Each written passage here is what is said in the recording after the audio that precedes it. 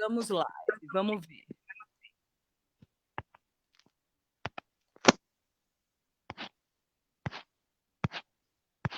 Ó, estamos aí, estamos live. Estamos live? Deu certo. Estamos. Então, beleza, beleza. Então, Acho que deu certo. Parece que deu certo. Sim, tá rolando. Falta um minutinho ainda. Tá ao vivo agora. Belezinha. E aí, Márcio? Bem? Como é que você tá? Hoje foi uma correria para estar aqui a essa hora, assim. Nossa. Exatamente. Todos nós estamos correndo, parece que mais, né? Mesmo a gente achando que a pandemia ia dar uma brecada nas atividades, mas não foi isso que aconteceu, né? Ficar mais tranquilo, né? Não ficou, não. Não ficou, não. A gente só tem que ter mais cuidados, né? Chega em casa, lava tudo. Chega em casa, troca de roupa. É mais trabalho, eu acho que é mais trabalho. Né? Tem que tirar a roupa e passar álcool em tudo, né? Isso dá mais trabalho. Nossa, muito trabalho, né? Na frente do computador, né? Dando aulas, participando de reuniões e tal, ela é mais cansativa, né? Porque você porque é o tempo inteiro tem que na ficar frente da lembrando. tela. E para mim, que tem um probleminha visual, né? Como você sabe, meus amigos também, é mais cansativo. É mais cansativo visualmente. Travou o nosso papo? Né? Deu uma estranhada aqui esquisita. Não sei o que Caramba. aconteceu. Agora voltou. Voltamos. Como é que você, ainda bem que você tem experiência com esse tipo de mídia, de plataforma, né? O StreamYard. Eu gosto muito dessa plataforma porque diferente do Zoom, do Google Meets, essas outras plataformas que são boas também, a vantagem do StreamYard é que você tem uma interatividade com as pessoas que estão assistindo no YouTube ou no Face. E ele funciona como se fosse um estúdio, né? Quer dizer, numa aula de Zoom, por exemplo, você pode colocar todo mundo lá dentro, né? Fica aquele monte de janelinhas que você não sabe nem direito quem são as pessoas. E aqui você tem a atividade das pessoas, todo mundo vê o que está todo mundo postando, e ela fica já pública de cara, né? Então eu acho que é mais. Eu gosto bastante do StreamYard. A gente usou bastante durante as lives do Fladem. Uma série de lives de educação musical em tempos de pandemia, e todas as lives a gente fez pelo StreamYard e foi muito bacana, assim, deu muito certo.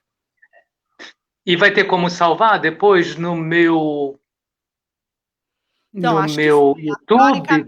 Ele fica disponível aí no Face, aí depois tem que baixar do Face para o YouTube. YouTube, tá. Da outra vez eu consegui jogar lá no YouTube. Uhum. Então, vamos aguardar as pessoas chegarem aí. Aí você corta isso aí que a gente ficou conversando. Para jogar no YouTube, tem que fazer uma edição. Que isso aí não tem. Isso aqui é só para a gente se informar, né? Pois é. Eu tinha escolhido 2 canções do Tagore, te falei, né, mais cedo, que tinha para fazer, para cantar. Mas uma delas eu vi que a partitura não é a que eu fiz, assim, porque eu vou ficando mais cego, vou tendo que fazer partituras cada vez maiores. Entendi. A vantagem da música indiana é que, deixa eu te mostrar aqui, é que eu vou aumentando o tamanho das partituras. Não sei se você consegue ver, dá para ver? Essa aqui, a da Raga Bhopali, que eu ensinei na Unirio para os meus alunos lá de processos de musicalização, eu fazia assim bem grande, porque aí eles podiam ler, assim, sabe? Nessa maneira aí eu acho que dá para ver melhor, né? Eu consigo agora deu. Maior aqui, peraí. Ele tá. Não deu, não deu. Acho que é aqui, vai, vamos lá. Solo, vamos lá. Agora sim. Só que agora eu fiquei sozinho, né? Mas aí o pessoal deve conseguir ver melhor também a partitura, né? Essa é uma partitura na notação hindustani. Só que ao invés de eu usar as letras em Devanagari, né, o alfabeto do sânscrito e do hindi, eu uso o alfabeto latino porque nossos alunos não vão ler em Devanagari, né? E você Mas dá aula de músicas indianas para as pessoas? então, eu criei essa cadeira primeiro, né? Nesses 5 anos de pós-doc que eu estava lá na Unirio, eu não era obrigado a dar aula, mas eu gosto de dar aula e tinha essa coisa de ter um cochicho na faculdade que tinha uma pessoa pesquisando música indiana e tal, e o pessoal de etno me estimulou a dar uma disciplina de história da música indiana. Aí eu repeti essa disciplina, fiz ela umas 3 ou 4 vezes, não mais, umas 4 ou 5 vezes, assim. E Sei. duas vezes, mas aí era mais teórica, tinha uma parte da aula, assim, que a gente cantava e a gente falava, fazia parte prática, sabe? Sei. E aí eu comecei a perceber a última turma de História da Música Indiana, eles estavam muito afim de cantar mais, assim, de conhecer mais as ragas, né? Então eu falei, vamos fazer um prom, Cantos da Índia, né? Como que é, a música indiana, as estruturas, né, melódicas e rítmicas, as talas, elas podem ser utilizadas também num processo de educação musical, né? Eu comecei a pesquisar uns autores ingleses, agora eu não vou me lembrar o nome, daqui a pouco eu me lembro. E ele andou dando aula de música, que lá tem muito em Londres esse tipo de projeto, né? De aulas para as comunidades, usando as músicas dessas comunidades, naqueles bairros que tem mais indianos e tal, paquistaneses, né? E aí eu resolvi ver como que eles estavam usando, né? E, e aí nós fizemos esse tipo de trabalho que foi muito bom, porque a gente discutia essas coisas de multiculturalismo, os textos da Maura Sei. Pena, que é ótima, sobre interculturalidades e tal, e também do Kohreuter, né? Comecei até com os textos do Kohreuter sobre educação, as propostas dele lá na década de 70, sobre uma educação mais multicultural, que a gente não tem até hoje, né? E Pois é. aí E ele já a propunha turma na década de 70, né? A gente, no momento que o mundo estava mais aberto, inclusive, né? é uma época boa. Logo que ele voltou do Japão, ele foi para um congresso em 77 em Campinas, de compositores, e aí ele escreveu depois publicaram esse artigo dele, eu acho que é o ensino da música no mundo modificado, em que ele faz um projeto de como ele acha que podia ser uma graduação em música, né? Eu conheço esse Talvez ele texto. Legal, é conhece. interessante.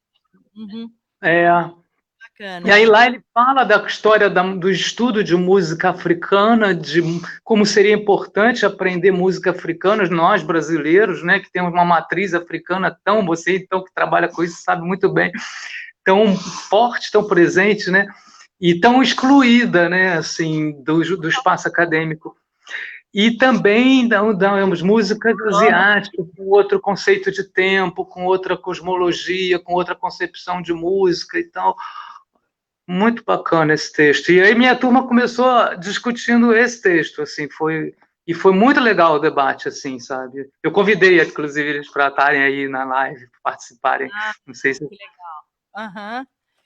Então, o Né? Kohreuter, ele tinha esse olhar, né, do multicultural e ele, quando começou a estudar música indiana, né, e música japonesa, quando ele foi para o Japão, ele começou a entender o mundo de outra maneira, né? Normalmente, quando você entra em contato com o Oriente, né, seja ele Uhum.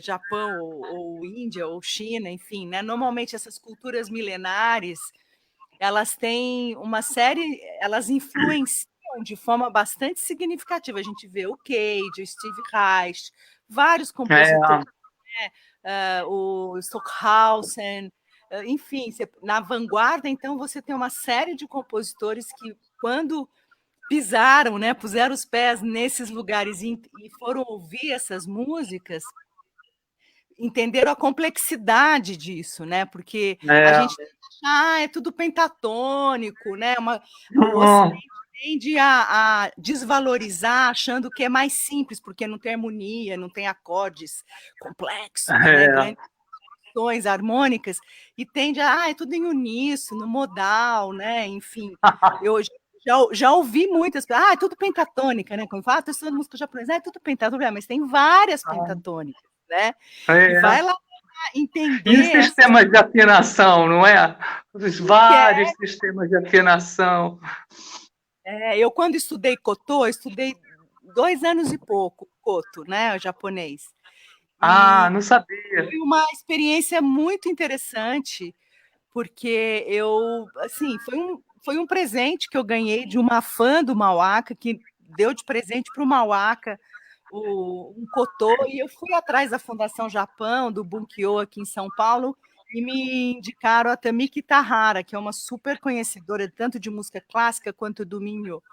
E eu lembro quando eu olhei aquelas partituras, os ideogramas de trás para frente, eu tive que meio que desmontar todo um jeito de pensar a música, né? E decorar, entender a dinâmica do instrumento, e principalmente as músicas clássicas, que eram muito longas, né? Quer dizer, eram estruturas complexas, que às vezes você não é com ABA, ABBA, tem não, né? partes, 12 partes, né? Essas músicas. E elas têm jeitos de construir muito sofisticados, cheios de sutilezas, né?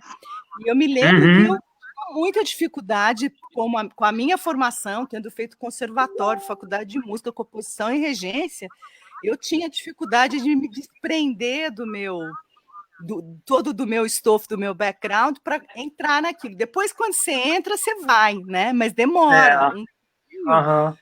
E realmente é uma outra forma de pensar a música, né? E a gente quer sempre trazer para o nosso universo, quer sempre comparar, e às vezes é melhor você não ficar pensando muito e entrar naquilo para poder realmente degustar e entender esse jeito de fazer música, que tem a ver com a filosofia, que tem a ver com um monte de coisas, né?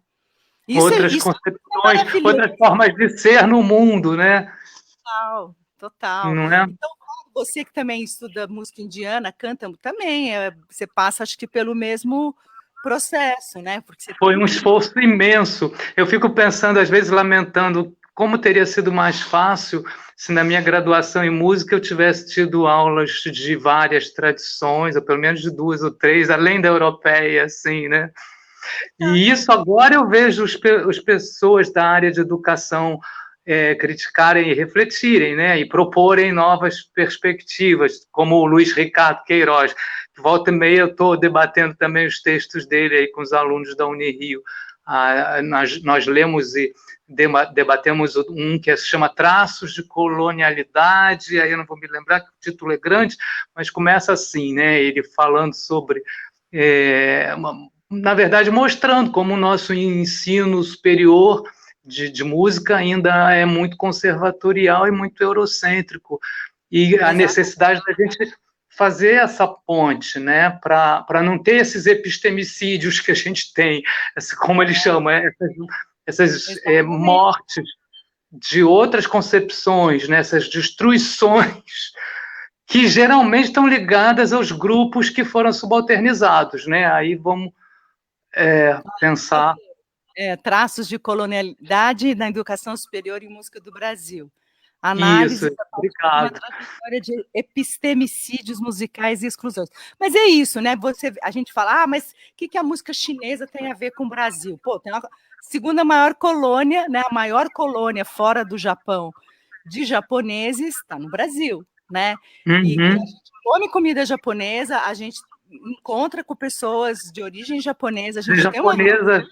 E aí quero saber de música japonesa, isso é muito difícil. E, na verdade, eu nem acho que é tão difícil assim, na realidade, é só uma questão de você querer, né? Ter vontade, ficar É aberto verdade. a isso, né? Porque, claro, que tem esse processo de acostumar-se com outro modelo, outras formas, mas não é impossível. Tanto é que a gente, no Mauaca, tem um repertório gigante de canções japonesas e ninguém estudou japonês, ninguém é versado nisso, não existem especialistas. Aham. E a gente E canta, e inclusive. conseguiram fazer muito bem, né? Que eu já vi, eu tenho aquele CD, DVD de vocês maravilhoso, Ikebanas, não é isso? Exatamente, que é assim, eu acho, por exemplo, mais fácil cantar, por exemplo, que o mandarim. O mandarim tem as questões dos tons, então isso é um pouquinho mais complicado. O japonês já Da não acho. língua tonal, né? Por que não? Aí a gente canta essas músicas com as crianças. Eu já vi muita gente trabalhar um repertório com criança, inclusive tem um repertório extenso para crianças de músicas japonesas que são lindíssimos. É, E são nossa amiga muito. Teca Alencar de Brito, né, faz um trabalho lindo com as crianças assim. E tem a Mayumi, do Orff, que também trabalha, e várias outras pessoas, né, que trabalham música Uhum. japonesa. E não é um fim do mundo, porque numa língua que eu não conheço, você não precisa conhecer todas as línguas, saber falar, e, né, para poder cantar uma canção, para poder se enveredar por aquilo, né? Eu acho que É. essa exercício de alteridade, é um exercício de alteridade, né? A gente se colocar Uhum. num outro lugar, aprender aquela letra, a gente não aprende a língua, não vai sair, nem sempre a gente aprende a língua, né? Mas é A só o língua fato é. de esforço, foneticamente, o teu corpo chegar naquele lugar, daqueles sons, né? Você se Uhum. embrenhar, isso é um exercício de alteridade muito bacana, né? Então, Muito. obviamente, que se a educação musical pensasse dessa maneira, né? Seria Uhum. maravilhoso. No caso da música indiana, então, que tem essa concepção do Samgita, né, que abrange, né, o som, a arte de cantar, tocar, né, instrumentos e dançar, abrange o Natya, né, que é o dançar, é o teatro musical, as ragas, né, as estruturas melódicas estão tradicionalmente associadas a determinados estados de consciência, emoções. E aí eu usava isso foi uma coisa que eu me aventurei assim nas aulas de musicalização, essa disciplina que eu dei, que foi muito bacana, que foi o que a gente estava falando sobre línguas, né? A gente, depois que o pessoal já estava cantando uma determinada raga e outra, e já sabia o significado, vamos dizer assim, o significado de bhava, que é de emoção, né? Que foi associado tradicionalmente àquela raga, eles começaram a criar letras em português, sabe? Assim, e aí é uma coisa que traz para a nossa cultura, né? Faz esse movimento que a Maura Pena chama da interculturalidade também, né? Que você vai trazer novos elementos para o aluno e o aluno vem com os elementos que ele tem também e mistura com outras coisas e põe às vezes no ritmo lá que ele gosta né? Que ele conhece, né? E é tão rico isso, não é? Você tá criando um diálogo, né? Um diálogo musical, cultural, que é muito interessante. Eu me lembro que a gente se conheceu num projeto que você estava fazendo assim com a Ratna, Balha de Cari, que você fazia Estamos uma mistura de música brasileira com música indiana. Lembra disso? Eu te Lembro, encontrei lembro. na Foi, Rádio você estava na rádio da USP, há lembra muito disso? tempo, o meu programa Planeta Som, que eu tocava músicas Que era de várias lindo. partes do mundo, e eu me lembro que eu conheci a Ratna. A gente estava fazendo um projeto que era inclusive os Lusíadas do Mauaca, e a gente estava muito próximo, a gente estava tendo umas aulas e tal. E aí ela falou: eu convidei ela para ir no programa e ela te trouxe, porque acho que ela tinha. Não me lembro como chamava o trabalho na época, eu lembro que vocês fizeram ao vivo lá. A gente Lembra começou disso? Lembro sim que a gente juntava a música do Nordeste, pegava uma canção no modo lídio e misturava com Raga Yaman, que tem mais ou menos a mesma estrutura, né? Pelo Uhum. menos a escala é a mesma, assim. Você E lembra aí um pedacinho para gente, Marcos? Você lembra a disso? gente está retomando esse trabalho com um ex-aluno meu, o Pedro Mário, que é um aluno muito bom lá da Unirio, que se animou agora e comprou um citar, e o Jean Aham, Christophe, que é um amigo francês que mora aqui no Rio. aham. Nós formamos um trio. E aí nós vamos fazer uma live, eu vou te chamar para você estar com a gente, né? Que legal, que É, legal.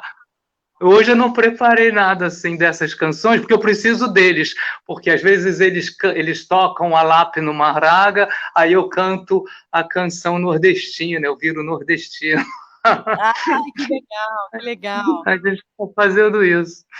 Muito Ah, legal. então, isso eu acho tão interessante, né? A gente conseguir criar esses diálogos, né? Eles nem são, eles são às vezes intuitivos. A gente começa a cantar uma música, e nem quando uma vez eu estava cantando uma canção indígena do povo Icolê em Gavião, e pelo fato Aham. de eu ter cantado muitas músicas japonesas, já tinha feito esse espetáculo Ikebanas musicais, e quando comecei a cantar aquela música, me veio assim, o mesmo esforço que eu fazia para cantar a música indígena do Zicolém, era um esforço Uhum. parecido com a língua japonesa, o jeito de colocar as vogais, né? Olha Esse, que incrível, hein? e aí, sem querer, não era uma coisa que eu pensei, vou fazer essa conexão, mas era assim, aí eu estava, a coita pandara cena, a pacoquia, a coita panera, rotarukoi, a tinomitsu anigaizo, tá no mesmo lugar, parece, assim, em termos Aham, aham. do lugar Às onde eu vezes coloquei. foneticamente, né? Não tem uma corrente aí de pesquisadores que falam que os nossos nativos, povos nativos têm origem Exatamente, asiática, né? exatamente, tem É essa bem provável, né? Que bacana, você descobriu isso musicalmente cantando, né? Olha, porque eu acho que tem algumas palavras que até já fiz levantei algumas pesquisas sobre isso, não fui muito a fundo, mas que tem inclusive algumas palavras na língua guarani que são aham, bem parecidas com os significados das palavras em japonês, por exemplo, né? Então, eu não me lembro agora quais, agora não vou, mas eu me lembro que eles fizeram até um pesquisador, ele fez um mapinha, assim, tipo, pedra, ita, em japonês, não sei o quê, sabe, assim, que eram sons parecidos, a escrita às vezes é parecido. diferente, né? Então, eu achei curioso isso, porque é bem provável que sim, não toda, parece que são três tipos de migração, né? Não é só da Ásia que veio para cá. Mas essa Aham, do Estreito de Bering conta que os asiáticos, que são os ancestrais dos nossos indígenas, né? Eles uhum, eram por esse estreito, né? Então, ah, temos de fenótipo, tem muitos, você vai ali para o Rio Negro, são muito parecidos, né, com uhum, japoneses. uhum. Quando eu estive lá na Amazônia, várias vezes eu falava, nossa, se ele não falasse, eu ia dizer, esse cara é japonês, né? Porque tem muita semelhança, né? Tirando a cor Aham. da pele, são mais escuros, né? Eles têm E você fez uma pesquisa específica, assim, eu sei que você fez uma pesquisa grande sobre música indígena, né, dos povos indígenas no Brasil. Tem algum povo assim especificamente que foi o foco dessa sim, tua pesquisa? eu trabalhei durante 5 anos com os Paiter Suruí, de Rondônia. O Paiter Ah, tá. um grupo de língua tupi-mondé, né? Não é o tupi-guarani, o tronco linguístico é tupi-mondé. Então, Aham. tem semelhanças com o Guarani, mas é outra coisa. E eu Uhum. trabalhei junto com a Betty Mindlin, que é uma antropóloga bastante importante, escritora, e ela trabalhou com eles desde o primeiro contato, em 69, quando o Suruí Ah, começou a ter esse contato com o mundo dos brancos, digamos assim, né? Então ela tinha gravações, mais de só um 300 horas parêntese. de gravação. Naquele teu livro, vou fazer propaganda, que eu adorava, eu usava muito lá na Cândido Mendes, quando eu trabalhei na Cândido Mendes, que era o Outras Terras, Outros Sonhos, não é assim que se chama? Outras terras. Outras. Isso, esse E, mesmo. então, tinha alguma coisa dos suruís, né, lá naquele. Sim, Você já sim, estava tinha fazendo a pesquisa. o Coitiangaré, que era a música que Foi eu. Tangaré, isso, que nós montamos lá com a minha turma, com várias turmas. Ah, Foi. exatamente, foi naquela época que eu estava trabalhando, comecei a trabalhar com eles, não, um pouquinho antes, porque eu gravei essa música foi a, digamos, a minha porta de entrada para começar a trabalhar com música indígena, porque eu ouvi essa música, me apaixonei por ela, gravei no disco do Mauá, a gente usou ela no disco, nesse projeto didático junto com a Berenice de Almeida, e ela era tinha uma Guarani, uma Paiter Suruí e uma Chavante, né? E aí a Ah, gente, a partir dali, em 2005, aí que eu comecei, fui fazer o meu mestrado em antropologia, e aí eu passei aí sistematicamente nas aldeias, a gente fazia uma série de oficinas com os paiter, junto com os professores, jovens professores, e os mais velhos, que são chamados de corubei, que são os que conhecem as mitologias, as narrativas épicas, que conhecem as músicas, que sabem falar super bem a língua e tal. E então tá. foram 5 anos de imersão, digamos assim, e desse projeto saiu o Rupestres Sonoros, que foi um disco que eu fiz com o Mauaca, um projeto super bonito, que eram, além das músicas dos Paiter, músicas de outros povos, porque nesse ínterim da minha pesquisa, eu fui pesquisando acervos de outros pesquisadores. Peguei as coisas do Darcy Hum. Ribeiro, as coisas que estavam no Museu Nacional, e aí eu fui levantando uma série de gravações, e aí eu fui escolhendo músicas e fiz arranjos com o Mauaca, que gerou um CD e um DVD, que levou a gente até a Amazônia. Aí a gente foi para a Amazônia em Que 2000. bacana. Foi muito legal esse projeto. A gente fez, tem até um documentário, vou até colocar aqui, chama Cantos da Floresta, inclusive o nome do meu Põe livro, para a gente ver. Músicas Dá para Indígenas. pôr um pedacinho para a gente ver? Vou ver se eu consigo colocar aqui, peraí. Vamos lá, Mauaca, Cantos da Floresta. Aí foi uma turnê que a gente fez por 6 aldeias diferentes, né? A gente foi trabalhou com os Caritianas e Colenga Vião, os Paiter Suruí, os Runicuim no Acre, e no Amazonas os Cambeba e a comunidade Baiaroá, que era uma comunidade formada por diferentes pessoas de diferentes grupos do Rio Negro. Era um grupo, até aqui está com eles aqui, deixa eu colocar um pedacinho aqui para você ouvir, peraí. Coloca, que aí o pessoal escuta também. Deixa eu ver se eu consigo colocar aqui. Peraí, vamos lá. Share screen. Share screen, vamos lá. Selecionar, vamos lá.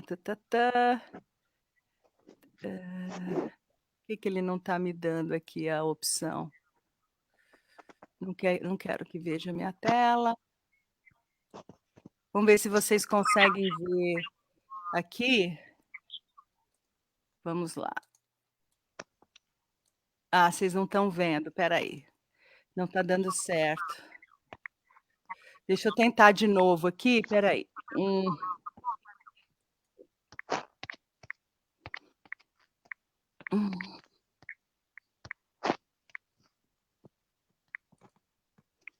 Hoje não está dando certo aqui fazer. Meu tela.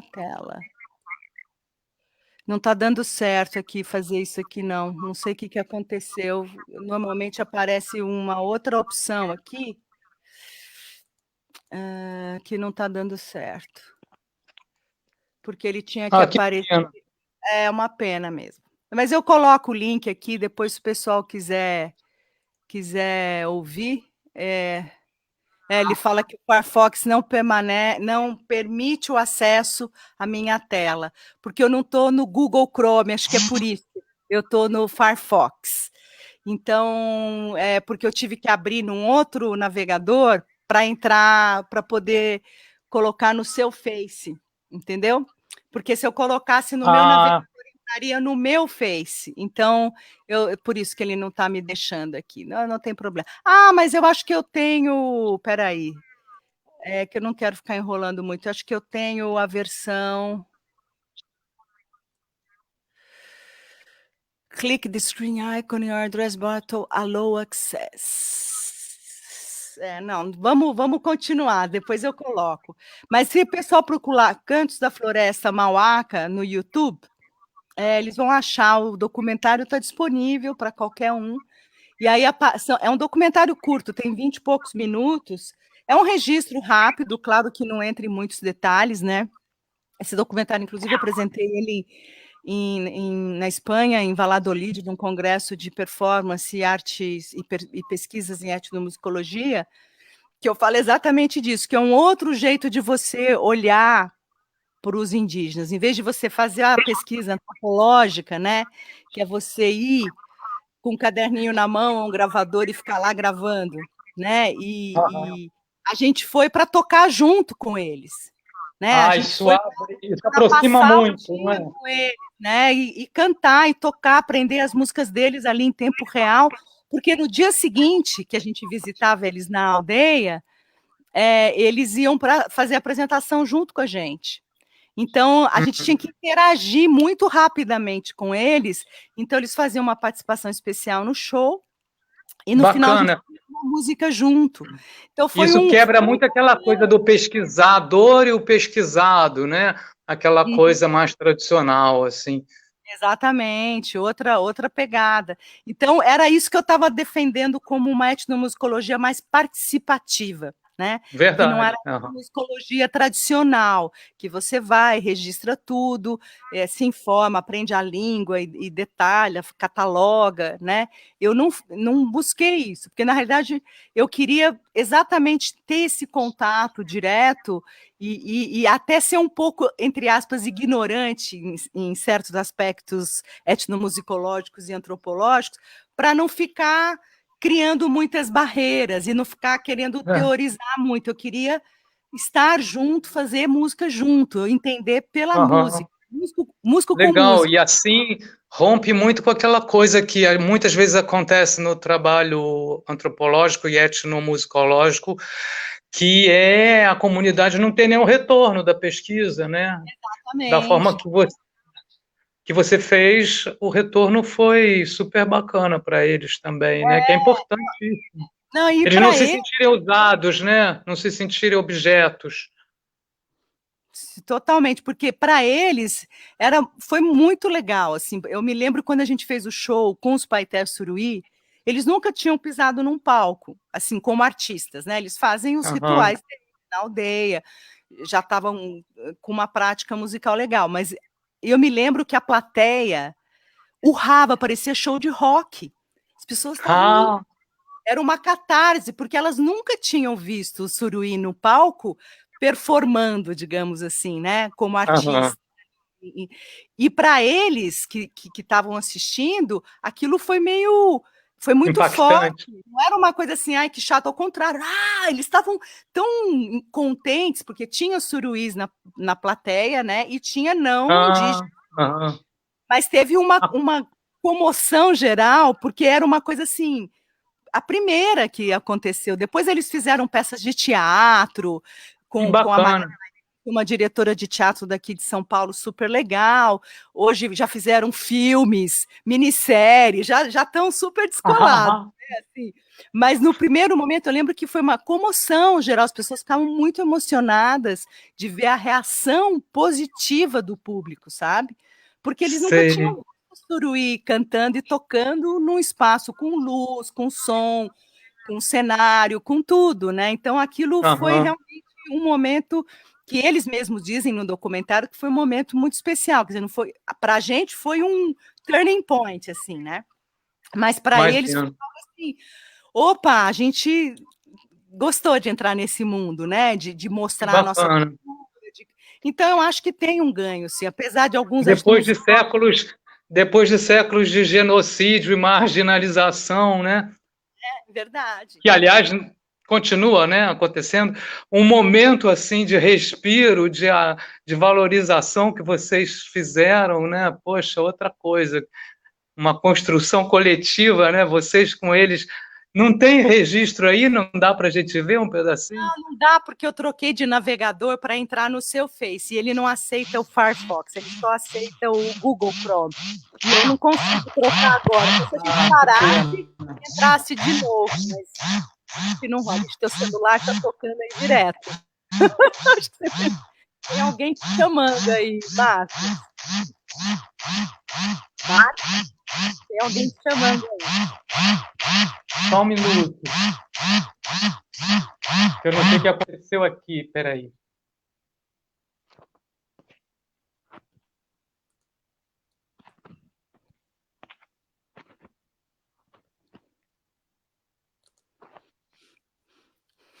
E aí, Magda, oi. me ouve? Opa, de novo, alguém está querendo falar com você, Marcos. Como é que nós estamos de tempo? É melhor você desligar o celular ou ver se não é urgente e atender, né? Pode ser que seja urgente, você está aí com o teu pai doente, alguma coisa. Não, pois é, fez barulho, né? Você quer que eu te tire aqui para você atender? Não. Bom, enquanto o Marcos se resolve ali, eu vou. Infelizmente, a gente está aqui um pouco limitado, porque a gente está passando o StreamYard no Facebook do Marcos, e por uma questão de ordem técnica, eu não pude usar o Google Chrome. Então, eu não consigo passar o YouTube do Mauaca, que é esse documentário que a gente fez na Amazônia, que eu super indico vocês assistirem, que foi muito legal. Vamos ver se o Marcos já se resolveu aqui, vou voltar Mas ele. é uma coisa insistente. E aí, Marcos, está tudo certo? Conseguiu? Atendeu? Oi, Marcos, está tudo certo? Oi. Sei que sua voz ficou muito longe. Eu não sei se eu consigo te escutar. Não, tá me ouvindo agora? Tô falando aqui, tá normal, não tá? Agora está voltando, está voltando. Eu vou procurar aqui um outro ponto. Marcos, eu vou fazer o seguinte, eu vou desligar e vou entrar pelo outro, para a gente poder passar os vídeos, senão eu não vou conseguir passar os vídeos. Eu vou desligar aqui e entrar no outro, tá bom? Assim você resolve aí o teu. Tá, então a gente sai dessa sala agora? Isso, vamos sair agora, beleza? Beleza, tá bom.